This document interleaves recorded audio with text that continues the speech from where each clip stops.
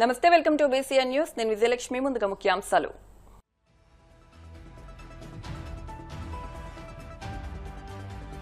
క్లిష్టమైన సొరంగంలో పడవపై 18.8 కిలోమీటర్లు ప్రయాణించిన మంత్రి నిమ్మల రామానాయుడు. వెలిగొండ పనుల పురోగతిపై ఆరా.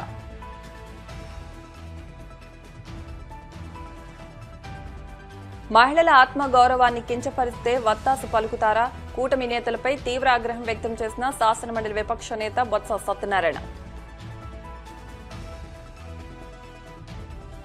మహిళలకు ఏబిఎన్ రాధాకృష్ణ క్షమాపణ చెప్పాల్సిందేనన్న వైసీపీ అధికార ప్రతినిధి వంగవీటి నరేంద్ర. లేని పక్షంలో రిటర్న్ గిఫ్ట్ తీసుకోవడానికి సిద్ధంగా ఉండాలని హెచ్చరిక.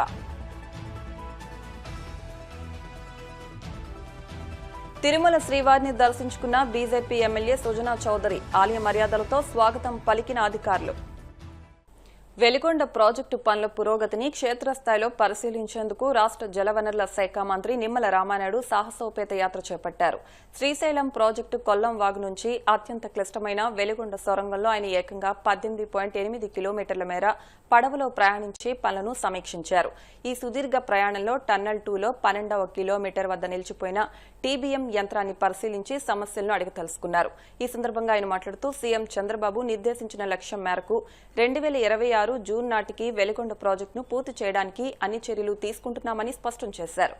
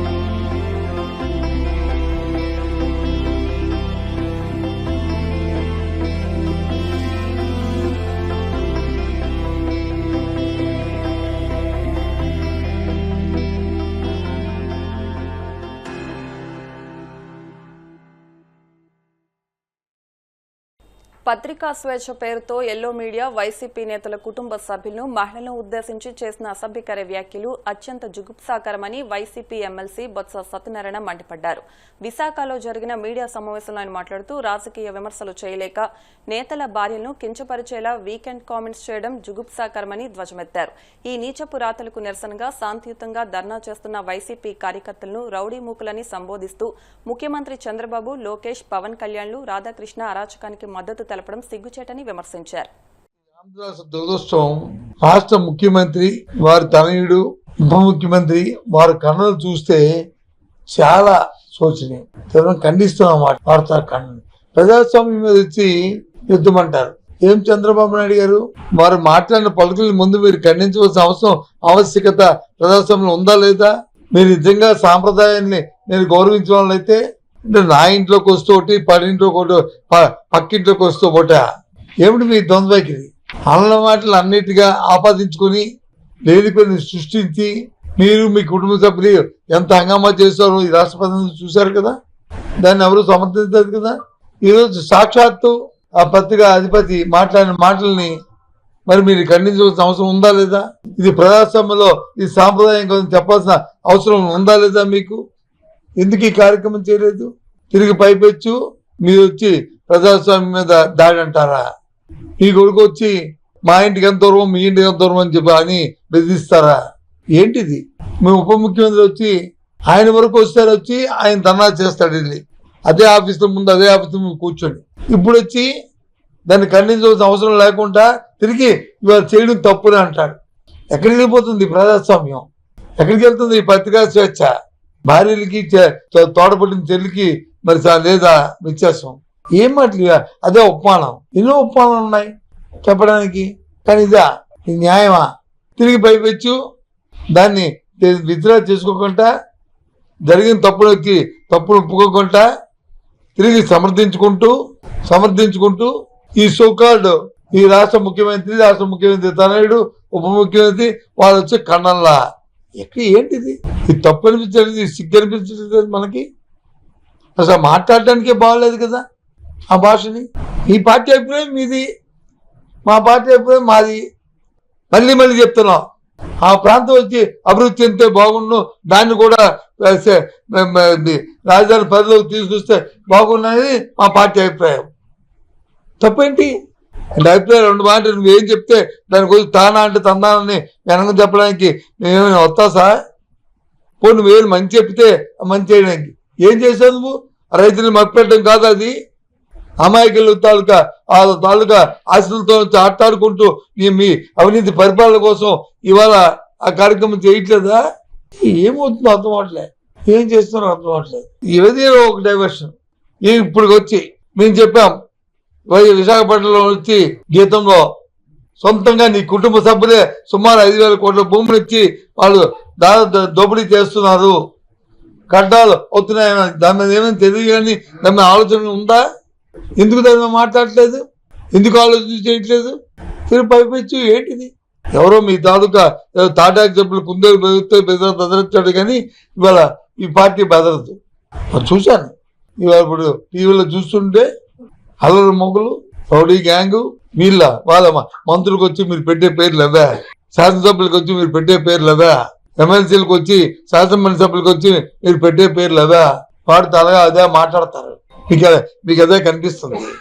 శాంతియుతంగా చట్టాన్ని చేతితో తీసుకుంటూ దాని మీద మీరు వెంటనే నిర్ణయం తీసుకుని తిరిగి చేయండి. అంటే నువ్వు ఒక పరిణితి చెందిన నాయకుడు అయితే, వయసు మీరిన నాయకుడు అయితే, ప్రజాస్వామ్యాన్ని చూడైతే లేదు 4వ స్తంభమైన మీడియాని తాలూకా స్వతంత్రాన్ని మీరు పరిరక్షిద్దామంటే ఆలోచించండి. మీరు మాట్లాడిన తప్పు దానికి చెప్పాల్సిన బాధ్యత లేదా మీకు? ఏం చంద్రబాబు నాయుడు గారు అవి మానేసి తిరిగి సమర్థించుకుంటే అంటే ఏం మెసేజ్ ఇస్తాను మీరు? మళ్ళీ వచ్చి ఎవరైనా మహిళల కోసం మాట్లాడితే ఆఖరి రోజు మీకు ఏంటి? ఆఖరి రోజు రోజుకో హత్య, రోజుకో మానవంగం, రోజుకో కార్యక్రమం జరుగుతుంటే చూసిన నాదుల్లాగా చూసిన పాపాన్ని పోక దాన్ని ఒత్తాసు పలుకుతూ ఇలాంటి సాంప్రదాయాలకు వచ్చి మీరు ఒత్తాసు పలుకుతూ మళ్ళీ పరిపించి మాటలు. విమర్శ అంటే ఒక విధానపరమైన విమర్శ ఉండాలి. ఒక విమర్శ ఒక కామెంట్ చేస్తే ఒక విధానపరమైన ఆలోచన ఉండాలి. ఆ విధంగా చేయండి. మా పార్టీ విధానం అది, మా పార్టీ ఆలోచన అది. ఈ రాష్ట్రంలో తాలూకా 5 కోట్ల మంది ప్రజలకి 40% ఓటు శాతం ఉన్న మా పార్టీ తాలూకా నిర్ణయం అది. అమరావతికి మీ వ్యతిరేకం కాదు, అమరావతిలో జరుగుతున్న అవినీతి వ్యతిరేకం. అక్కడ దోచేస్తున్నారు, 14,000 రూపాయలు స్క్వేర్ ఫుట్ పెట్టి దోపిడీ చేస్తున్నారు అని ఒక మాజీ ముఖ్యమంత్రిగా ఈ రాష్ట్రాన్ని అభివృద్ధి కాంక్షించే ఒక ఆలోచన ఉన్న పార్టీగా ఆయన దాని నాయకుడిగా ఆయన చెప్పారు. తప్పే ఉంది. అది అభిప్రాయాన్ని మేము అందరం దాన్ని స్వాగతిస్తున్నాం, సమర్థిస్తున్నాం. ఏ రాజకీయ పార్టీకి అభిప్రాయాలు ఉండవా? వాళ్ళు అందుకే ప్రత్యేకించి ముఖ్యమంత్రి గారు ఏబిఎన్ రాధాకృష్ణ ఏబిఎన్ ఛానల్లో వారు మాట్లాడిన మాటల్ని దాన్ని తీవ్రంగా ఖండిస్తూ వాటి మీద ముఖ్యమంత్రి గారు దాన్ని సమర్థిస్తూ, ముఖ్యమంత్రి గారు తనయుడు సమర్థిస్తూ, ఉప ముఖ్యమంత్రి సమర్థిస్తున్న నేపథ్యాన్ని ఇవాళ అడుగుతున్నాం. ఇదే మీ సంస్కృతి, ఇదే మీ సాంప్రదాయం. మీరే ఈ రాష్ట్రంలో ఉన్న పౌరులకు వచ్చిన నాయకులా, మీరు పరిపాలకులా? మా దౌర్భాగ్యానికి ఏబిఎన్ వాళ్ళు ఆంధ్రజ్యోతి కూడా పత్రిక స్వేచ్ఛ ఉందని చెప్పని మరి హోందాతనంతో విమర్శలకి మేము ఒప్పుకుంటాం. ఏ సమస్య అయినా సరే. అంతేగాని మాట్లాడలేని భాషతోని, పలకలేని ఆలోచనతోని వినడానికి ఇబ్బందికరంగా ఉన్న మాటలతోని దయచేసి ఈ కార్యక్రమాలు చేయొద్దు అని చెప్పి మనం చేస్తూ ఖండిస్తూ, అందుకే ఇవాళ ఈ పత్రికా సమావేశం ఏర్పాటు చేస్తాం. మీరు దీన్ని పాజిటివ్ గా తీసుకుని ఆలోచించాలని. రాష్ట్ర మహిళలకు ఏబిఎన్ రాధాకృష్ణ క్షమాపణ చెప్పాల్సిందేనని లేదా రిటర్న్ గిఫ్ట్ తీసుకోవడానికి సిద్ధంగా ఉండాలని వైసీపీ అధికార ప్రతినిధి వంగవీటి నరేంద్ర హెచ్చరించారు. భార్యను చెల్లి అనుకుని మరో పెళ్లి చేయాలనే రాధాకృష్ణ వ్యాఖ్యలు అత్యంత హేయమని, ఆయన జర్నలిస్టుగా ఏనాడో పతనం కాగా ఇప్పుడు కనీసం మనిషిగా కూడా మిగల్లేదని దుయ్యబట్టారు. ఒక దుర్మార్గుడు ఇలాంటి వాళ్ళని దయుంచి జర్నలిస్టు వాళ్ళందరికీ కూడా, మేధావులకి కానీ జర్నలిస్టు నడిపించేటువంటి ప్రతి ఒక్క పాత్రికేయులకి అందరికీ కూడా మేము అభ్యర్థిస్తుంది ఏంటంటే, ఇతనిని జర్నలిస్టు పదంగా మీరు భావించవద్దు. ఇది జర్నలిస్టు మీద దాడి కాదు, ఒక వ్యక్తి తన యొక్క తుచ్చమైన, నీచమైన, దుర్మార్గమైనటువంటి ఆలోచన అని చెప్పని దాని మీద మేము చేస్తున్నటువంటి నిరసన దయుంచి మీరందరూ కూడా అర్థం చేసుకుని ప్రజల్లోకి కూడా స్పష్టతగా ఈ ఏబిఎన్ రాధాకృష్ణ, ఈ బూతు రాధాకృష్ణ, ఈ సిగ్గులేని రాధాకృష్ణ, ఈ నీచమైన రాధాకృష్ణ యొక్క వార్తలు, అతను చేస్తున్నటువంటి ప్రచురణలు, ముఖ్యంగా మహిళల్ని ఇంత కించపరిచే విధంగా అతను రాస్తున్నటువంటి రాతల్ని ఖండించాలి. అసలు రాధాకృష్ణ, నేను ఒక్క విషయం నిన్ను అడుగుతున్నా, మహిళలంటే గౌరవం లేనటువంటి వ్యక్తులు నీ చుట్టే ఉన్నారు. వాళ్ళందరూ కూడా నువ్వు సమర్థిస్తున్నావు. దానిలో ముఖ్యమైన ఉదాహరణ బాలకృష్ణ. ఆయన ఏ రోజు కూడా ఆడవాళ్ళు కనిపిస్తే ముద్దన్న పెట్టాలి, కడుపన్న చేయాలంటాడు. ఇలాంటి వాళ్ళందరినీ నువ్వు పక్కన పెట్టుకుని నువ్వు కూడా రాసే రాతలు ఇవా? దీనికి మళ్ళీ జర్నలిస్ట్ ముసుగు పెడుతున్నావా? సిగ్గు అనేది ఉండాలా. నీకు ఒక కుటుంబం ఉంది, నీ ఇంట్లో కూడా ఆడవాళ్ళు ఉన్నారు. ఆడవాళ్ళందరినీ నువ్వు మాట్లాడేవంటే అది నీ కుటుంబానికి కూడా వస్తుంది. అదైనా ఆలోచించుకో. అయినా ఉచ్చ నీచాలు తెలియనటువంటి వాడు నువ్వు, నీకెక్కడ ఉన్నది సిగ్గు? నీకు నీ కుటుంబ సభ్యుల మీద కూడా నీకు గౌరవం లేదు. నేను చెప్తున్నాను రాధాకృష్ణ, ఇప్పటికైనా మించిపోయింది లేదు.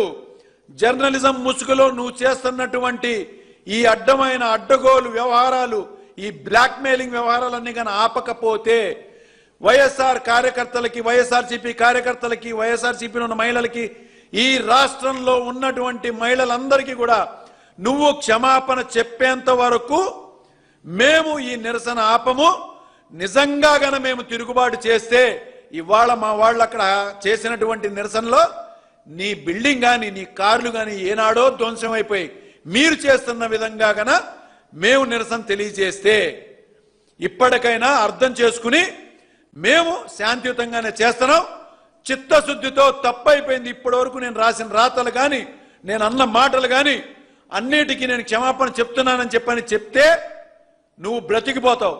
లేదా రాధాకృష్ణ ఎక్కడ ఉన్నా, ఎక్కడ దాక్కున్నా, అతపాతాళంలో ఉన్నా కూడా బయటికి తీసుకొచ్చి నీకు బుద్ధి చెప్తామని చెప్పని చాలా స్పష్టంగా తెలియజేస్తున్నాను. నమస్కారం. ఇప్పుడు కాసేపు ప్రకటనలు.